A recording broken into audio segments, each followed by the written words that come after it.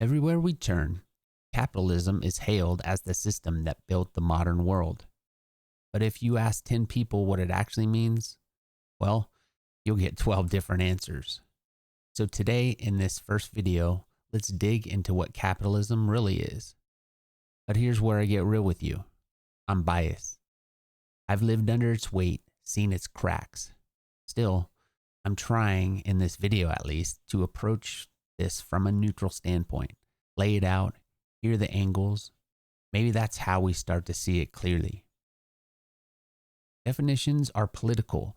If you love capitalism, you'll frame it as freedom and innovation. If you hate it, you'll call it greed and exploitation. I'm not preaching, I'm exploring. So let's look through three lenses: a neutral dictionary definition, one from proponents who call capitalism freedom, and one from critics who see it as exploitation. According to Merriam-Webster, capitalism is an economic system characterized by private or corporate ownership of capital goods, where investments, production, and distribution are determined by private decisions and competition in a free market. So it's about private ownership and market-driven decisions. From the capitalist angle, think Adam Smith. You get the virtues of self-interest and innovation. As Smith puts it, quote, "It is not from the benevolence of butcher, a brewer, or baker that we expect our dinner, but from their regard to their own interests." End quote. In his view, even selfish motives align towards social good through market exchange. Over with Marx and Engels, capitalism is defined as a system founded on exploitation. Marx writes, quote, "The bourgeoisie torn asunder the motley of ties that bound man to his natural superiors, left remaining no other nexus between man and man than naked self-interest. It has substituted naked, shameless, direct, brutal exploitation." End quote. That is capitalism, he says, a system built on profit by exploiting workers. Now, how did capitalism get started? Think feudalism, lords and peasants, land-based power, limited trade. Then commerce grew, merchants, towns, markets. The Industrial Revolution flipped the switch, factories, machine, wage labor replacing feudal obligations. Then colonialism and global trade turned it into a worldwide system. Even the term capitalism began as a critique in the mid-1800s. Okay, that's our setup. Definitions and brief history. Now, let's watch a neutral, quote-unquote neutral history of capitalism video, about 11 minutes long, and let's see how it lines up with what we just covered. I'll pause and riff and challenge as we go, okay? Let's do it.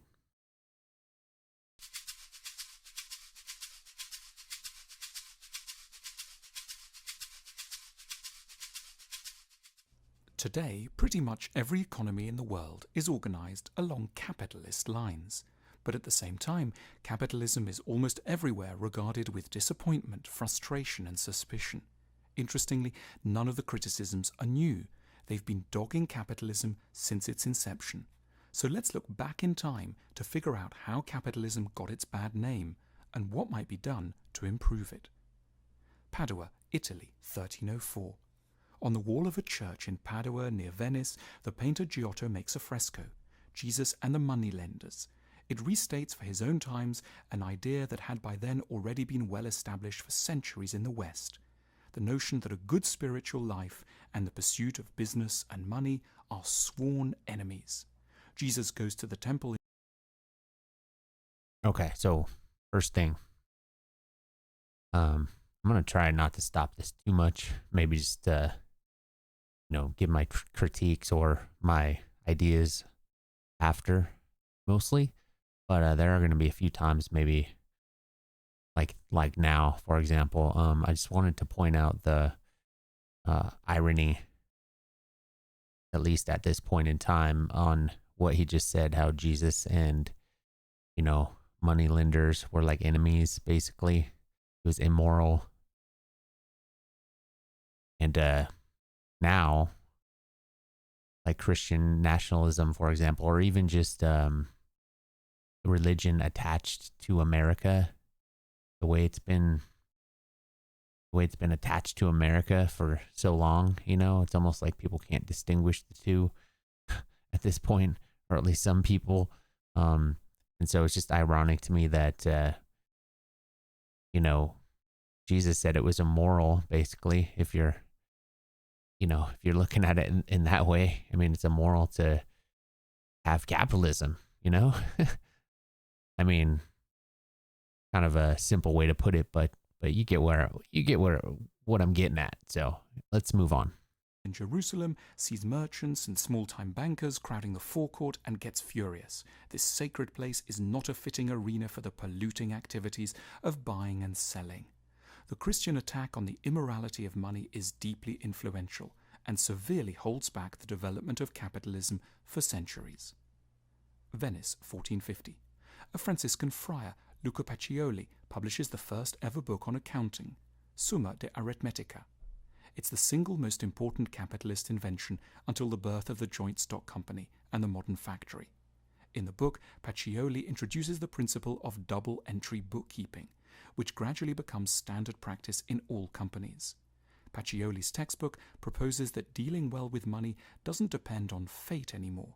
Money isn't a divine punishment or reward, it's a kind of science that can be learnt through patience, reason, and hard work. Geneva, 1555.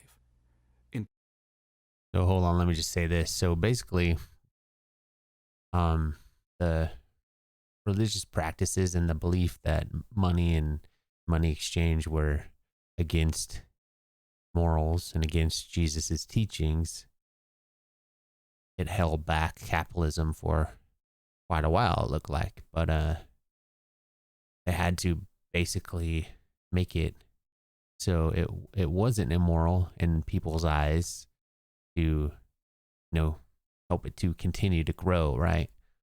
So that's why I say, once again, it's ironic to me that now we attach Christianity mostly, or religion or morality, to America, especially all the evil and awful things that America has done to,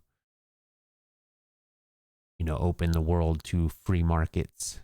So anyway, move on. Powerful sermons to his congregations in Geneva, the Protestant theologian John Calvin emphasizes to his Swiss audiences the importance of what have become known as the Protestant virtues: hard work, self-denial, patience, honesty, and duty. These will turn out to be extremely useful qualities for capitalism. Calvin. Okay, so one more thing. This is a big one to me. This Protestant work ethic that they're talking about right now has basically been used by capitalists, by big businesses and things throughout time here, especially since the Industrial Revolution. This Protestant work ethic has been used to basically control people into believing, or brainwashing people, if you will, into believing that they have to work hard. It's the moral thing to do. It's godly to work hard. Forget about the money, and forget about if you're not getting paid what you're worth, because you got to work hard to be a good person. You know what I mean? So that's where this is. That's where this comes from. And to me, it's an awful twisting of mindset, basically. So here we go. Along with many other preachers who share his outlook, explains that you must never indulge yourself nor spend money having a lavish life. You must simply put any surplus income back into your business as an investment. Calvin adds that being good at business is far more pleasing in the sight of God than being an aristocratic warrior or even a monk. Perhaps more than technology, it's this new mindset that will accelerate the progress of capitalism. Yes, yes. 1670, Delft, Dutch Republic. The newly independent Dutch Republic is the world's first explicitly capitalist nation, where lazy aristocrats are looked down upon and hard-working merchants revered. In the churches, Protestant sermons about thrift and hard work are heard. In the arts, outgo glorifications of kings and queens. Johannes Vermeer finishes painting The Lace Maker, a depiction of the intricate, careful and homely tasks of manufacturing lace. In his painting The Little Street, the suggestion is that living peacefully and quietly in your own home, running a business, is far more glamorous and noble than fighting in a war or going to a monastery. Okay, so real quick, I guess I'm interrupting a lot in this, but I guess I have a lot to say about this. So, you see how it's twisted? So, what they're saying right now is that, hard work and the Protestant work ethic were basically ideas that meant not to hoard money. Well, I mean, that's not true because they're saying to hoard money, but they're basically saying to save money and don't spend it, don't live lavishly. And nowadays, I mean, look at the billionaires just in the USA, like Elon Musk, Jeff Bezos, for example. I mean, they're pretty much living lavishly. So, it's kind of once again, an ironic or a contradiction to what the ideal Protestant work ethic was in the beginnings of capitalism. So crazy how it's twisted, huh? Okay, here we go. Let's get back. 1776, 141 The Strand, London. These are the offices and shop of Strain and Cadell, publishers who have a big success with a new book, An Inquiry into the Nature and Causes of the Wealth of Nations, written by a Scottish philosopher called Adam Smith. Here he is. Smith demystifies wealth creation by explaining how capitalist economies grow. He reaches several important conclusions. Slavery is remarkably inefficient. Violence is less of an incentive than money for a worker, and the cost of buying and maintaining slaves far exceeds the cost of wages. Capitalists will make far more money by treating their workers legally and humanely. It's by specializing that economies grow, says Smith. Smith focuses on the pin-making industry and concludes that while one worker could make up to 20 pins a day, a team of 10 workers well arranged could make not 200 but 48,000 pins, thanks to what Smith terms the division of labor. Smith also tells us that So, I mean, it seems to be like good intentions, right? But the problem is the exploitation that they realized to be able to gain capital, to be able to make money from money, basically. They needed to exploit something. So the place, obviously that they exploited was the workers. So they would extend hours, work them more, pay them smaller wages, and it goes on. And it basically creates an inequality between rich and poor, which is what we have now, a huge inequality. So, I mean, maybe they had good intentions. I don't think they actually did, especially when they realized how much money they can make out of workers, So anyway, let's move on. Capitalism is guided by an invisible hand. By maximizing one's own profit, individuals inadvertently benefit society, providing goods that people want and need.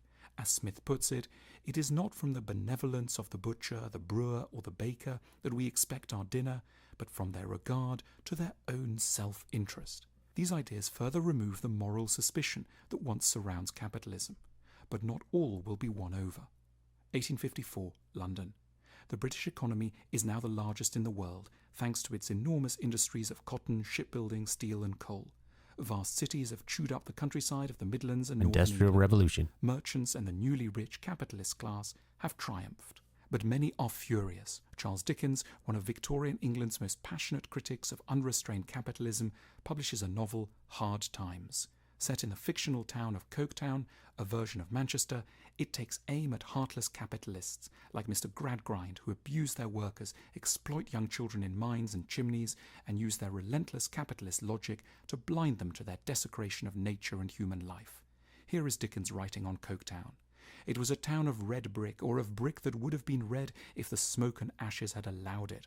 But as matters stood, it was a town of unnatural red and black like the painted face of a savage. Dickens argues that capitalism is evil because it encourages appalling conditions for the producers. Under the sway of capitalist logic, otherwise quite nice people will keep coming up with reasons why it's okay to employ a child in a factory or to let poor people starve once they've reached the end of their working lives. It's true. 1860, London. The English reformer John Ruskin publishes Unto This Last, a furious tract against capitalism that takes aim not so much at the production side of capitalism as the area of consumption. Like Dickens, Ruskin is incensed that people are being exploited and the environment ruined. It's but true, he man. asks a further question. 100%. In the name of what? Ruskin notes that large capitalist fortunes are built up on selling people absurd things, knickknacks, fancy plates, embroidered napkins, bonnets, carved sideboards. The whole of the suffering of the cotton factories of Manchester are being fed by our appetite for very cheap shirts with delicate collars. We are ruining our lives for trinkets, whereas for Ruskin, money shouldn't only be made morally, it should be spent morally, on the truly noble and beautiful things that humans need. All right, so I mean, I know I'm biased, like I said, but this makes 100% sense to me right here. Like, what the hell do we need so many commodities, right? It's nice to have choice, sure. It's nice to have nice things, but like, it's just out of hand, especially if you think about where that labor value that goes into it, the thing that capitalism exploits, the surplus value of the working class, you know? So if you think about where the item you might be wanting, indulging in, what went into that, you know, what kind of conditions those laborers were under. If you think about that stuff, what's more important, you know? The commodity that you're wanting, the Gucci bag or whatever it might be, the shoes, or the humans, you know, that went into making it. So anyway, here we go. He contrasts the beauty of Venice with the ugliness of modern Britain to make his point. Berlin, 1963. The leader of communist East Germany, Walter Ulbricht, launches an ambitious new scheme, the Neues Ökonomisches System, or NOS. It aims to solve for East Germans the two major failings of capitalism in his eyes. One, it will guarantee workers good conditions with a huge expansion in the number of state schools, housing blocks and holiday camps. Beautiful. And secondly, Naked it guys. will focus not on the fripperies of capitalist production like blue jeans and pop music. It will give people the works of Plato and Marx and uplifting television programs about tractor production. 1976, Dresden, East Germany. The fatal flaws of communism come to a head in January with a massive riot about the unavailability of coffee. East Germans love drinking coffee, but a huge rise in global prices means that the German Democratic Republic can no longer afford to import it in the necessary quantities. The Politburo decides to remove all coffee from shops and replaces it with Mischkaffee, mixed coffee, which is 51% coffee and 49% a range of fillers including chicory, rye and sugar beet. Dissatisfaction with this eventually has to be quelled with the use of the Stasi or secret police. It's an inadvertent tribute to capitalism, which is especially good at providing us with life's little luxuries. Edeka hypermarket near Hamburg, November 1989. So I guess I will say this. See, that was an example of where, you know, a separate economic system didn't quite work out, I guess. Maybe I'll study more into that and see what happened there, because, just like nothing's perfect, right? But my point is that capitalism is something that always has to grow. It always has to continue to use up our environment, um, exploit workers, because that's how capital exists and becomes capital. That's where they get the capital from, and the inequality continues. And so, like, other systems would fix a lot of the problems that capitalism causes. I'm sorry. But obviously nothing's perfect. So there's going to be things to work out in every system. But my point is that capitalism is worse, and we could do better with, obviously, socialism. And then eventually that would become communism, but a lot of things would have to be worked out. So anyway, let's go. East Germans who have recently breached the wall head straight for West German supermarkets like Edeka near Hamburg. They marvel at the productive capacities of capitalism and at the ability that it has to provide such modest but very important things as olive oil, party hats, iced buns, and Party coffee. hats. The old East German elite who had believed that the people could be satisfied with philosophy, athletics, sauerkraut, and TV programs about farming are hounded out of office. 1999, Seattle, USA. The World Trade Organization, a capitalist body dedicated to removing protection from industry and liberalizing markets, gets together for its next round of talks, 10 years since the fall of communism and after a decade of unprecedented economic growth. But though the mood of politicians is upbeat, out in the streets hundreds of thousands of anti-capitalist protesters have gathered to call an end to the iniquities of global capitalism. The complaints are strikingly similar to those made by Jesus Christ. Capitalism doesn't look after the producers, and capitalism downgrades the important spiritual ends of life for the sake of hamburgers, unsustainably cheap clothes, and garish, distracting mass media.